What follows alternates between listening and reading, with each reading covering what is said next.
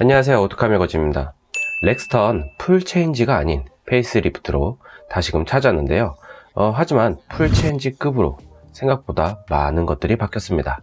다들 보면 첫 인상부터 압도된 모습에 와, 진정한 멋스러운 SUV다, 웅장하다 라는 표현이 나올 만큼 다들 기존의 모습에서 정말 완성된 모습으로 페이스리프트의 의미를 잘 새긴 것 같네요. 겉모습뿐만 아니라 실내에서는 좀 더 큰 변화를 이끌었는데요. 전 세대에 비해서 어떤 부분이 달라졌고 아쉬운 점은 무엇인지 이번 칼럼 시작해보죠. 1세대 렉스턴 1%를 위한 SUV라는 조선의 레인지로버식의 마케팅을 통하여 고급 SUV 시장을 열었고 엄청난 성공을 거두었죠. 그 당시 디자인적으로 굉장히 파격적인 미래지향적인 디자인으로 사로잡았습니다. 솔직히 디자인면으로는 원래 상태에서 조금만 다듬고 나와도 멋스러운 현 시대에 그렇게 뒤처지지 않는 디자인을 가지고 갈 수 있다고 생각이 드는데요. 그만큼 어느 정도의 완성형 디자인에 벤츠 기술력이 들어간 미션과 엔진을 강조하면서 럭셔리 SUV 대한민국 1%를 위한 차라는 슬로건을 내걸고 체험형과 함께 쌍용의 고급 세그먼트 라인을 견인했죠. 페이스리프트를 통하여 2001년부터 2017년까지 1세대를 엄청 오랫동안 가져갔는데요. 진짜 사골 중에 사골, 정말 미이라 같은 모습이었죠. 그로 인하여 쌍용차의 라인업에 대한 이구심 및 고급 SUV가 아닌 철진한 SUV로 인식이 되면서 파워트레인에 대한 부재와 함께 서서히 사라져갔습니다. 하지만 2017년부터 2세대 렉스턴 기가 스틸의 사용을 강조하면서 G4 렉스턴을 선보였죠. G4? 순간 LG G4 핸드폰인 줄. 물론 프레임 바디, 즉 정확한 명칭인 바디온 프레임을 달고 나온 모하비도 있지만 모하비에 밀린 듯한 느낌을 주며 하필이면 그 시기에 팰리세이드가 가성비가 좋게 나오는 판국에 가격 측면에서도 밀리면서 국내 포지션으로 따지면 대형 SUV에 속하는 시장의 주도권을 넘겨주게 되었죠. 그렇다고 무조건 죽 썼느냐? 그것은 아닙니다. 소형 SUV로 재미봤던 시장을 빼앗기면서 픽업트럭 시장에서 어느 정도 성과를 보였고요. 수출 부분에서는 영국에서 풀업 약 4천만원대에 팔리며 4x4 영국 사륜차 전문 잡지에서 올해의 가성비 사륜 구동상을 받았을 정도로 나름 해외에서도 인정을 받은 부분이죠. LG 핸드폰이 그렇듯이 쌍용의 G4 마케팅의 부재라고 할까요? 영상 마케팅의 중요한 시점에서 좀 밀리는 부분이 있었죠. 광고 영상에서도 달나라 같은 곳에서 질주하는 그런 영상을 달고 나오면서 애매한 포지션의 마케팅 및 본연의 차에 대한 광고가 약하다는 평을 들으면서 역으로 팰리세이드로 환상한 사람들도 꽤 됩니다. 영국 렉스턴 광고처럼 렉스턴스러운 조선의 랜드로버 같은 모습의 마케팅을 했으면 어땠을까 싶네요. 광고 부분에서의 임영웅 씨가 나온 이번 광고에서도 큰 아쉬움이 드는데요. 축구공을 갑자기 트렁크에 넣어서 자동 트렁크를 선보이고 믿고 달린다라는 슬로건을 내세우면서 나왔는데 차는 안 보이고 임영웅 씨만 보이고 미스터 트롯에 대한 팬심과 팬덤층의 유입만을 꿈꾼 것은 아닌지 아쉽게만 느껴지는 부분입니다. 아예 안전에 대한 측면의 광고만 따로 제작하고 패밀리카로 쓰면서 최근 유행하는 차박이나 캠핑에 대한 것 아니면 이번 폭우 사태나 백사장에서 현대차와 같은 SUV 실루엣이 나와서 헛바퀴가 돌 때 들어가서 실제로 빼주는 모습 등등 따로 이런 식의 아우러지는 광고를 제작했으면 어땠을까 싶은데요. 실제로 기가 스틸을 사용한 부분이나 차체 강성은 현대제철의 초고장력 강판보다 훨씬 우위에 있다는 점, 바디온 프레임에 대한 매니아층이 있기에 강한 강성을 가졌지만 패밀리카로서도 손색 없는 조용함 등 렉스턴에 대한 강점은 충분히 있기 마련이기에 이런 부분이 너무 아쉽네요. 파워트레인 같은 경우 현재 사전 예약한 트림은 2.2 디젤 엔진의 기존 엔진 개량 버전으로 186마력에서 202마력으로 팰리세이드와 같은 마력을 가졌고요. 8단 자동 변속기가 들어갔습니다. 한때 ZF 미션에 들어가느냐 마느냐의 소문이 있었지만은 현재까지는 8단 자동 변속기를 현대에서 제공받아 쓰는 것으로 나타나 있고요. MDPS 즉 전자식 EPS는 R타입을 적용시켰습니다. 차동 잠금장치 채용으로 견인력을 높였고요. 차동 잠금장치란 양쪽 바퀴에 똑같은 회전력을 주어서 험로 주행이나 견인 시에 특히 사륜의 저단 기어에서 험로 타출 시에 양쪽에 같은 마찰력을 주면서 한쪽 바퀴의 마찰력 상승으로 인한 미끌림 현상을 줄이는 것이죠. 고속에서 쓰이지 않는 이유는 코너 진입 시에 심한 언더스티어가 발생하기에 저속 및 저단 기어에서 사용이 됩니다. 이로 인하여 기존의 벤츠의 7단 트랜스미션을 강조하던 부분은 사라진 상태입니다. 아이러니하죠. 보통 쌍용을 구매하는 분들 대부분이 현대차가 싫은 부분이 있는데 경영에서의 영원한 적이나 동지가 없다는 말이 와닿는 부분이네요. 유럽 전략 수출용인 2.0L의 4기통 가솔린 직분사 터보 엔진을 적용하여 5500rpm에서 최고 출력 225마력, 1500에서 4500rpm에서 최대 토크 35.7kg를 발휘하는 엔진과 아이신 6단 자동 변속기를 장착하고 최고 속도는 185km, 6단, 수동은 190km를 기록하는 수출형 가솔린 엔진을 같이 선보이지 않은 것은 참 아쉬운 점이긴 하지만 올해 연말이나 디젤 판매량 추이를 보면서 내년 초에 선보일 수 있을 예정이라 합니다. 이제 외관으로 넘어가 보죠. 다들 그릴에 대하여 아우디의 그 팔각 그릴 같은 아우디스럽다라는 말을 하는데 전 좀 생각이 다릅니다. 이번 신형 벤츠의 그릴과 헤드라이트 디자인에 대한 영감을 얻은 듯한 벤츠에 대한 벤치마킹을 다시금 한 것 같은데요. 그도 그럴 것이 기존 1세대 체험맨에서도 이스타나도 벤츠에 대한 벤치마킹을 하여 브랜드 이미지를 올렸었고요. 현대 에쿠스와 그레이스 승합차에 대한 위협을 크게 가했었죠. 이스타나는 벤츠 승합차의 OEM을 생산했던 것이고 체험맨도 벤츠의 약간 철진한 기술력을 빌려와서 조립하고 좀 더 세팅력을 다듬었던 부분에서 벤츠 기술진도 한때 원래 성능보다 더 이끌어낸 모습에 놀랐었는데요. 이처럼 쌍용은 벤츠에 대한 벤치마킹으로 그리고 벤츠의 기술이 들어갔다는 마케팅을 통하여 국내 팬덤층을 잃었습니다. 여튼 이번 벤츠 풀체인지 S클래스와 E클래스의 그릴과 비교해보면 유사성이 상당히 크고 헤드라이트 같은 경우엔 그릴의 가로선과 일자로 이어진 상태에서 D자 형태의 데이라이트와 이어졌으면 더할 나위가 없겠지만 최대한 금형 자체에 손을 안 댄 상태로 이런 페이스리프트라 그런지 더 블랙 트림에서 좀 더 어두운 톤으로 그릴과 일체형처럼 보이게 사전 계약 티저 부분에서 돋보이게 한 부분이죠. 풀 LED 헤드램프의 멋스러움이 차의 전체적 느낌과 매우 잘 어울리는 부분이 있고 20인치 블랙 과해 보이지 않아 보일 만큼 크기에 대한 중압감이 보입니다. 리어 부분의 변화는 전면부보다 미미한데요. 볼보의 그것처럼 산타페 리어 램프처럼 T자 형태의 LED 면 발광 램프를 적용시켰는데 개인적으로는 링컨의 에비에이터 같이 가운데 렉스턴 글자 부분에 두꺼운 레드 리어 램프를 이어갔으면 더욱 멋스럽고 좋았을 텐데 말이죠. 그래서 그런지 전면부 사진이 많고 후면부 쪽 사진은 거의 없습니다.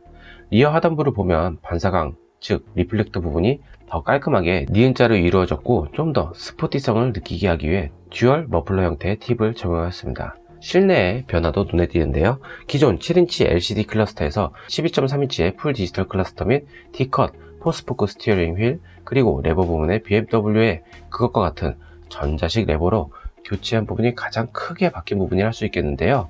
다음 D컷 스티어링 휠의 차의 성격이나 그런 부분에서 와닿지는 않는 부분이지만 조금 더 좋은 방향으로 바꾸려 하는 모습이 엿보이네요. 전체적 인테리어 분위기는 가로 배치형이고요. 인포테인먼트 시스템의 변화는 없습니다. 9인치 멀티미디어 화면 크기도 동일하고요. 아쉬운 부분은 열선 및 통풍 버튼을 각 문 쪽으로 옮기고 더 심플함을 가져왔다면 전자식 기어 레버와 함께 더 고급져 보이는 모습일 텐데 아쉽죠. 상위 트림에서 퀼팅으로 마감한 가죽 소재를 활용하여 고급진 모습을 추구하는데요. 시트의 가죽 느낌은 개개인의 차이가 크니 꼭 비교 시즌을 통한 재질감 및 공간감을 한번 느껴보면 좋겠네요. 2열 부분에서 가장 큰 변화는 139도까지 리클라인이 되는 2열 시트가 제일 큰 변화인데요. 거의 누워서 가는 듯한 연출이 가능하다는 거죠. 하지만 고속주행 중에는 매우 위험할 수 있으니 조심해야겠죠. 인포콘 시스템에 대해서도 변화는 있었습니다.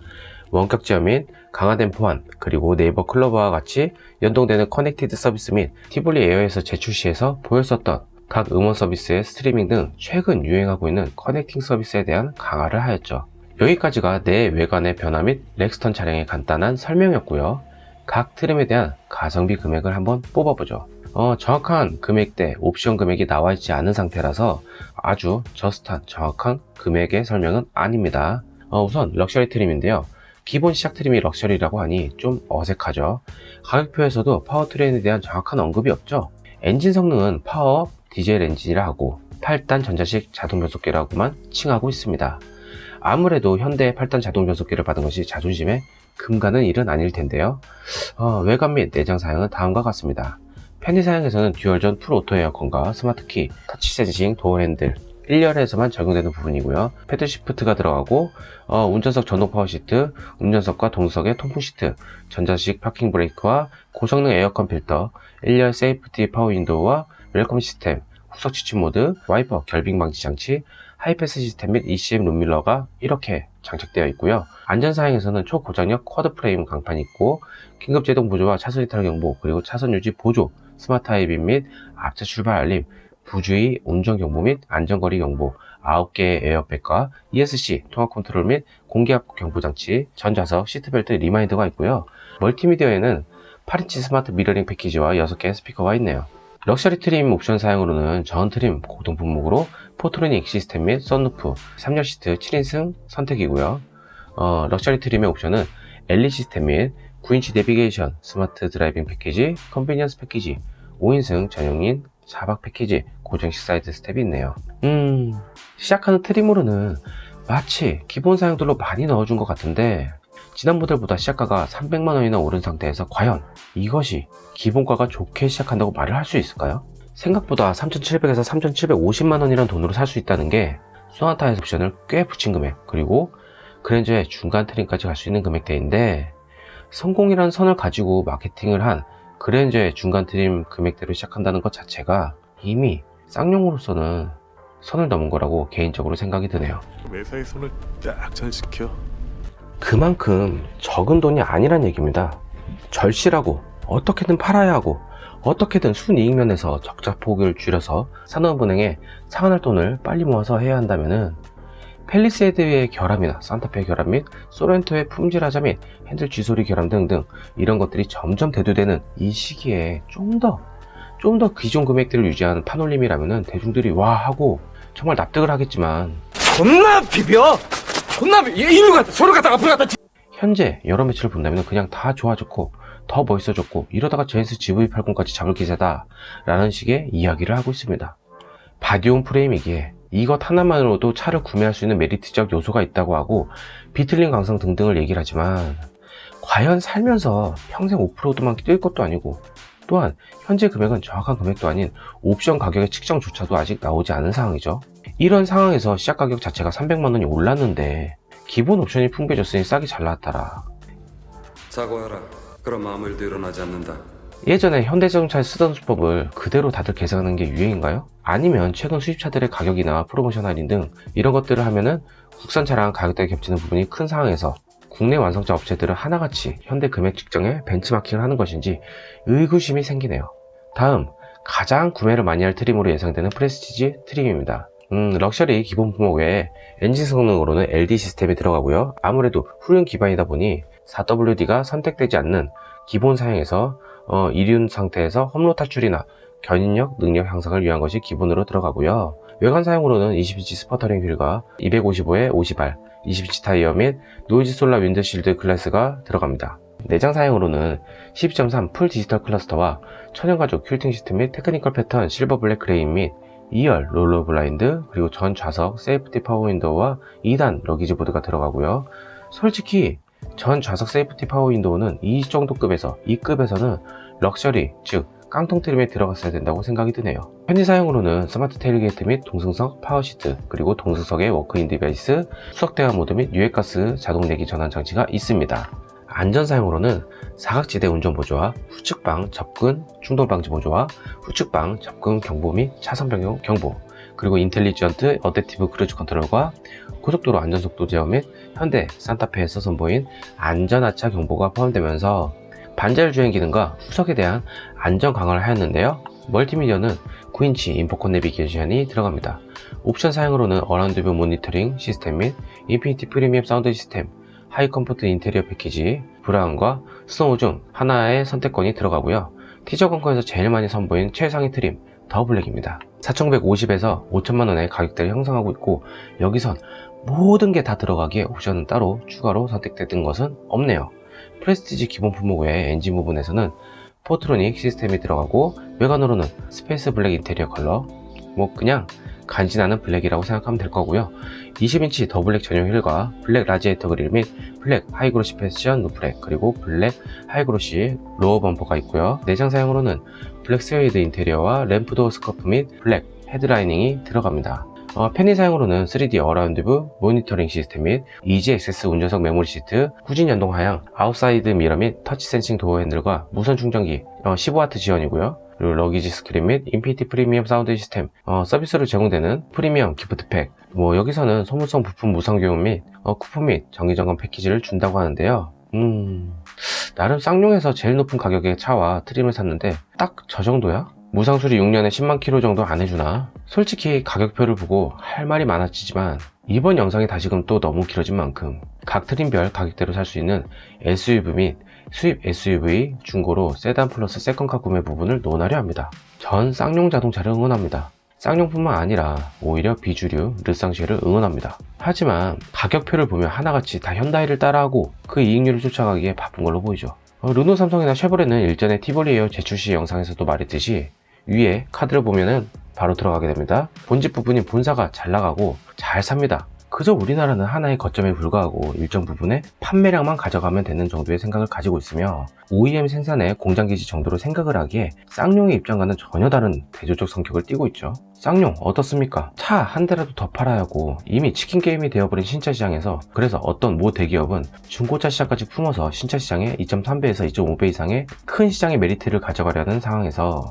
2021년 더 뉴 렉스턴이 보여준 금액 측정 및 행보는 이미 어느 정도 잘 나가고 있는 메이커에서 제네시스와 산타페 사이급의 중대형 SUV 시장을 노리는 것처럼 보이는 행보 같네요. 당장 산업은행에 갚아야 할 이자와 일정 원금 처리도 산은에서 유보해주고 마인드라는 쌩 하고 손절하였고요. 노조들 역시 분위기 감지하고 상여금이나 보너스 등 반납하고 살려보겠다라는 심경으로 이러는 와중에 렉스턴이 측정한 저 금액 3,700에서 5,000 사이의 포지션, 물론 쌍용차를 사려는 사람들은 현대차를 사지 않습니다. 또한 쉐보레나 르노, 삼성의 입장도 마찬가지고요. 오로지 바디온 프레임 하나만 믿고 사시는 분들도 적지 않을 정도죠. 견인력과 인장 강도 때문에 사는 사람들도 있죠. 하지만 이런 것을 갖춘 차량이 렉스턴 하나만 있는 것이 아니란 얘기입니다. 특히 저 금액대에서는 수입차의 어느 정도 그 시장까지도 넘볼 수 있는 금액이죠. 물론 더 블랙에 꽉 찬 트림에서 말이죠. 코나도 시작가가 2천만원부터 시작하는 마당에 렉스턴이 왜 하는 분들도 있겠지만, 이는 현재 제조사가 처한 상황이나 생산 및 물량, 그리고 글로벌 인지도 및 국내 인기 세그먼트급 등등 생각해보면 좀 많이 다른 부분이라 생각합니다. 그리고 자랑하는 견인력 같은 경우 쉐보레 트래버스 견인력에 참고로 못 미치고요. 트래버스와 포드 익스플로러까지도 미치지 못합니다. 게다가 포드 익스플로러 할인 가격까지 하면은 더 블랙 트림 금액과 비슷해지는데요. 한 약 300에서 한 500만원 정도가 익스플로러가 더 비싸긴 하지만요. 프레스티지에서 옵션 더 붙이고 사륜까지 붙인다면은 과연 금액은 얼마나 될까요? 강원도나 어디 오지 살 것도 아닌데 사륜을 굳이 할 필요 없다고 하는 분들 여럿 있습니다. 아니요, 솔직히 이 정도 금에서 사륜이 오히려 필수죠. 게다가 특히 후륜 SUV인데 더욱 당연히 사륜은 필수로 선택을 해야 한다고 생각을 합니다. 수요층들이 확실한 성격을 가지고 있기에 온 오프로드 및 캠핑 등 가릴 거 없이 다니는 가정용 플러스 레저용 플러스, 게다가 만약에 상황까지 생각을 한다면은 당연히 선택을 해야 하는 부분이라 생각을 하네요.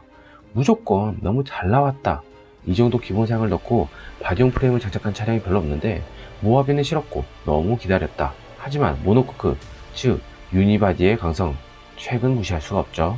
랜드로버도 바디용 프레임에서 유니바디로 왜 바꿨는지, 그리고 그 강성 실험한 것을 조금만 더 찾아본다면 무조건이라는 생각이 좀 달라질 것입니다. 오늘 소식은 여기까지고요. 티볼리 에어 제출 시와 함께 화제가 된 그 차량 렉스턴, 판매량 1%가 아닌 정말 1%의 잘 만들어진 차량으로 불려지길 기대해봅니다. 구독과 좋아요는 영상 제작과 이웃의 나눔에 큰 힘이 됩니다. 이번 겨울 많이 춥다고 하는데요. 첫 수익이 나는 대로 바로 알려드릴 거고, 수익에 대한 인증 부분도 할 겁니다. 그리고 나서 겨울에 이웃에 대한 나눔을 함께 진행을 해볼게요. 시청 및 청취해주신 여러분들께 정말 큰 감사의 말씀을 드리며 코로나19도 당연히 조심해야겠죠. 감사합니다.